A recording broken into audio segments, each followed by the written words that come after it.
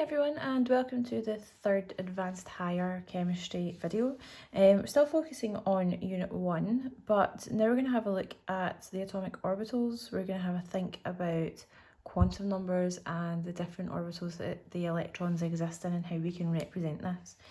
So if you have a think way back to National 5, which seems like ages ago from now, we always have represented our elements, so say hydrogen, with a nucleus in the middle, represented usually by its symbol, and the electrons sitting outside in a shell like this. You would get to helium, that would fill its first shell, it would have 2 electrons. And thinking about lithium, ends up having a second shell of electrons to fit the third electron in. And we keep going through that through the periodic table. We add shells. The second shell we said could hold a maximum of 8 electrons, same with the third, and so on. Now, this way of representing our element is fine in terms of our understanding that these different shells exist. It's not quite what's actually there. So we're not going to be using this anymore. We're not going to be thinking about our elements in this particular way. We're going to start thinking about quantum numbers, and we're going to think about different types of orbitals that these electrons fit into. So what we need to do is we need to have a think about our quantum numbers, what these are and how they came about. So we spoke about our atomic emission and absorption spectra before, and from these emission spectra, what they actually found was that the band that you can see on the slide here didn't actually just exist as one solid band. It looks like it's only one line. But if you look at it in a higher resolution, if you look at more powerful equipment to look at the emission of this particular element, you can see that this spectrum actually has smaller lines within it. And this was if you remember, these were caused by the jumps from our electron from higher to lower energy shells. They were emitting photons. What we're seeing in the second one here is that they're very similar, very close together, but this suggests two different jumps back down. If it was invisible, remember that comes down to the second energy level, second shell. And so they wanted to have a look and see what this actually meant inside. And so in order to think of this, we think that electrons within these atoms can behave as waves, and really understanding this as a branch of quantum mechanics. Now, don't freak out at the fact that we're talking about quantum mechanics. There's only a small part of quantum mechanics we're really looking at in terms of advanced higher chemistry, but there are a few rules that we need to know to be able to identify these electron subshells that we want to speak about. So, Heisenberg's uncertainty principle. It's impossible to define with absolute precision simultaneously both the position and momentum of an electron. So we can either know where the electron is or how fast it's going. We cannot know both. Okay, one very interesting thing in here. What I want to do is I want to define these orbitals. So the orbital that we talk about is the area in which you are likely to find the electron. Okay, so if you have a look, I'm going to do a wee sketch of my classroom just now, because normally if I was in the classroom I would be walking about like a lunatic at this point. So my desk in my classroom is at the front, and I have groups of desks. I have 4 groups of desks in my classroom.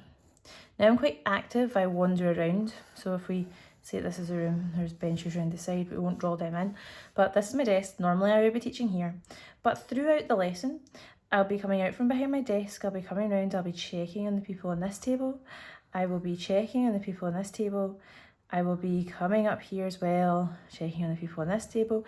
And if you were to time-lapse me throughout my lessons, you would find that I seem to go on quite a specific path, and that path has a bit of a shape to it, doesn't it? It's got a bit of a shape that kind of looks, I don't know, like that. We'll just go with this.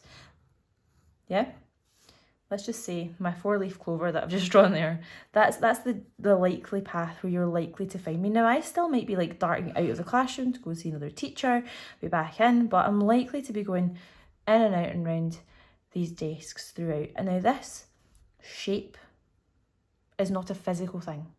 This shape is a map of where you will likely find me during a lesson when I am teaching. And that's kind of what we're looking at when we're talking about these orbitals, because I'm going to show you some shapes, but it's quite important that you don't think of them as physical things. They are areas where there is a high probability that you will find the electron. So if this was my atom and I was the electron, then the probability is within this shape somewhere, you would find that electron. That's what we're looking at when we talk about these different orbitals. So moving on from that, and my interesting drawing, there are 4 different quantum numbers that we're going to speak about that allow us to determine these shapes and determine which electron we're speaking about, and you can see them on this slide just now. So N is the principal quantum number, L is the angular momentum quantum number, which describes the shape as we're kind of seeing here. M with a subscript L is the magnetic quantum number, which tells us the number of orbitals, and M subscript S is the spin quantum number. Now, we'll go through these all individually, don't panic with them. What I want to draw your attention to are the last 2, the magnetic quantum number and the spin quantum number. Now, the magnetic quantum number, if I can just find my mouse, there we go, M subscript L.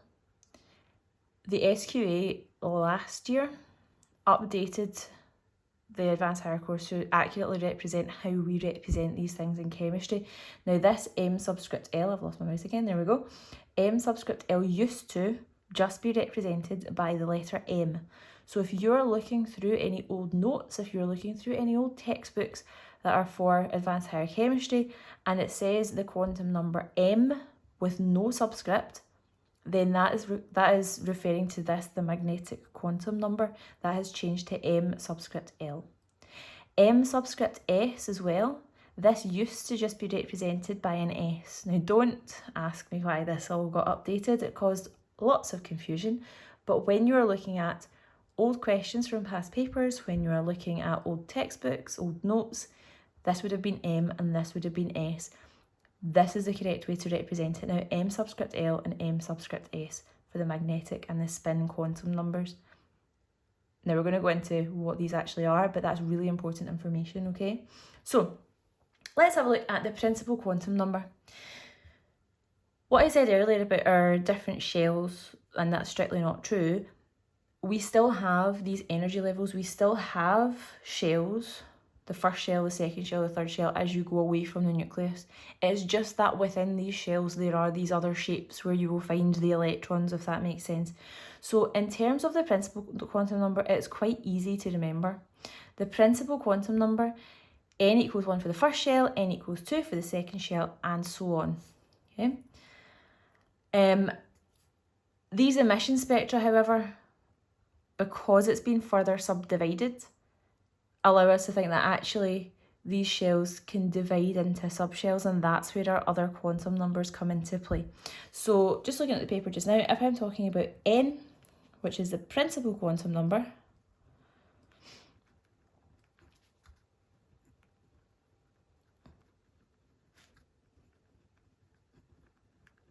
that is, if you have your nucleus, you have your first shell, so n equals 1, and then you would have, say, a second shell here. So this shell here would be n equals 2, and so on. So essentially this would be your nucleus, n equals 1 and n equals 2, and so on. You would then also have your n with your third shell. This would be n equals 3. Now I just represented these as circles just now. I know I said that's strictly untrue, but we're just looking at these as different levels away from that nucleus. Now we're going to look into those levels. We're going to have a look at L. Okay, so we're going to have a look at the angular momentum quantum number.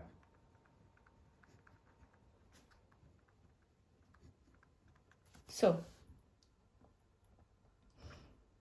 the angular momentum quantum number, if we have a look at the slide, tells me about the shape. So this equals the energy level, if you like, the first one. this equals the shape of the orbital.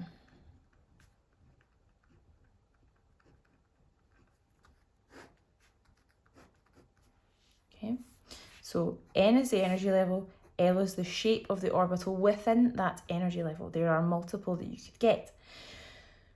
There are a few, so there's S, P, D, and F. These are essentially the names that we give the different shapes that you can find of these orbitals. And these are determined by the principal quantum number. All gets very, very confusing. So let's start with an S orbital, and you can see this on the slide. I'll draw some other ones up in a second, but back to the slide, if we have a look, the S orbitals, we've got 1s, 2s, and 3s here. They are spherical in shape. Remember, these are not physical things. These are areas where you're going to find these electrons. And as you go to different energy levels, so this would be n equals 1 with an s orbital, n equals 2 with an s orbital, n equals 3 with an s orbital, they get larger. You can get a maximum of 2 electrons in these orbitals. So there would be 2 in the 1s, you can get 2 in the 2s, you can have 2 in the 3s, no more. P orbitals are different. So P orbitals are a dumbbell shape. So you can see here again, this kind of dumbbell shape here. Okay. And they lie on the axes, and there are 3 of these in a shell.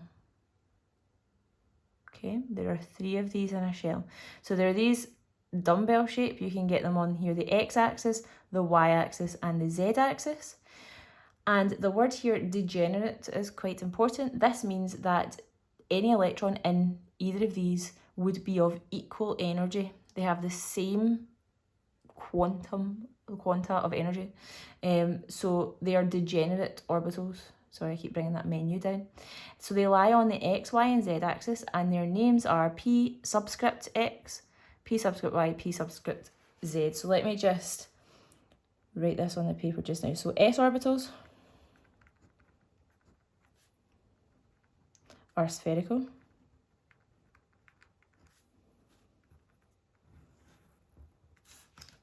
P orbitals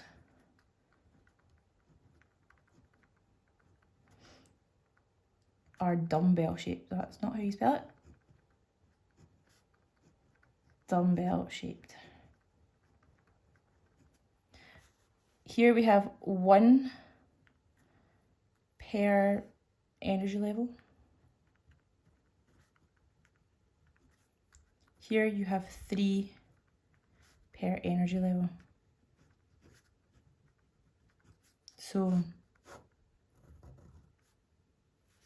this is x, this is y, and this is z.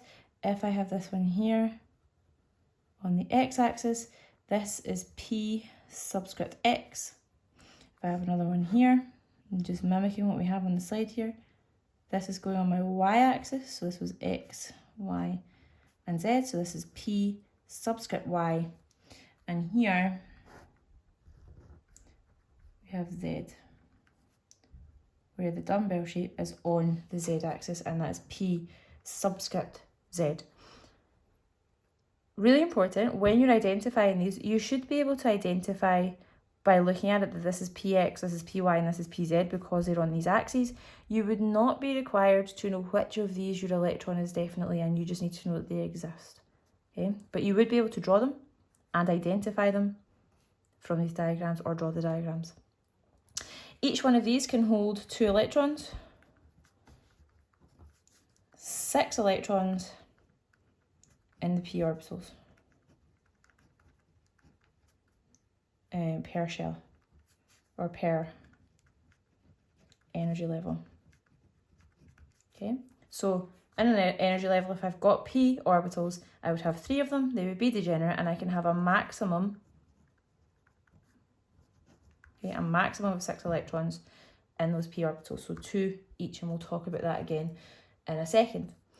Now, looking back to the slide, because I am not going to draw these because they are a pain to draw some of them, you get d orbitals. Now, these d orbitals, again, you'll see this word degenerate. They have the same energy. Each one can hold a maximum of 2 electrons. So you can now have 10 electrons in the d orbitals in a shell. We'll come back to that in a second. You need to be able to identify these. You need to be able to know this one in particular. This is called dz squared. dz squared is a different shape to the rest. It's like a dumbbell shape with a donut in the middle. So that dumbbell shape goes up and down that z-axis with this dumbbell shape in the middle. That is dz squared. The other ones are dx squared minus y squared, dxy, dyz, and dxz. The easiest way to be able to recognise these and know them, if there's a squared in its name, so dz squared and dx squared minus y squared, they lie on the axes. So here this is on the x and y axis, which is why it's dx squared minus y squared. This is on the z axis, so it's dz squared. These ones, dxy, dyz, and dxz, lie on the plane of these axes. So this does not go up and down the z-axis at all, but it lies in between the x and y. Here, this lies in between the y and z, and here, this lies in between the x and z, which is why it is dxz, dyz, and dxy. They are this kind of double dumbbell shape, and they have 2 each, which is 10 electrons maximum in the d orbitals. Okay? Now, if you have a think about how we know how many there are here, in terms of my n principal quantum number, that equals 1, 2, 3, 4, and so on. So any positive integer. L for that level equals 0 to n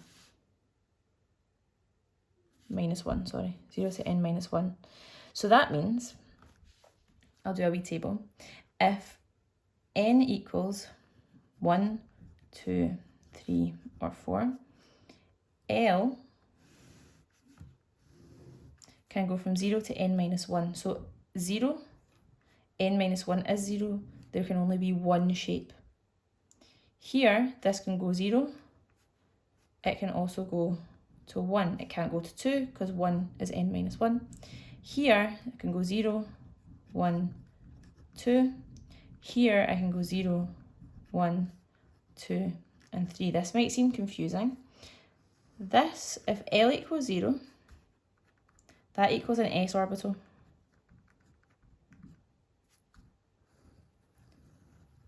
If L equals 1, that equals p orbital.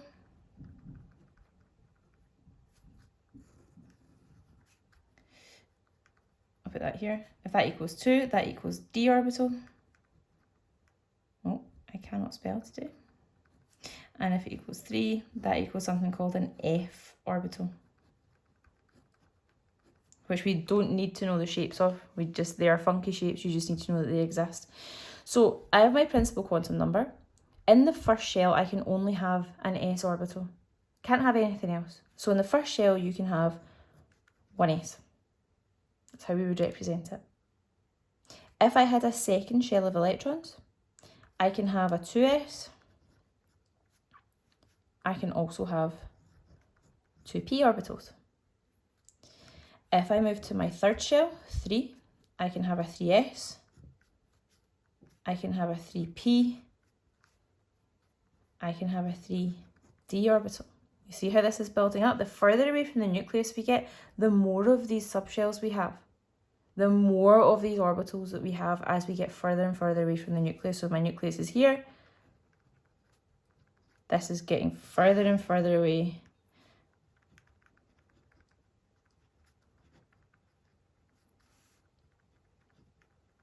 Given that this is my third shell, this is my second shell, and this is my first shell. So closer, getting a bit further, getting a bit further. Okay? And because we're closer and we're smaller, we can only have the s orbitals. Because we're getting further away, we can have s and p. Because we're getting even further away, we can have all 3 of these. Okay?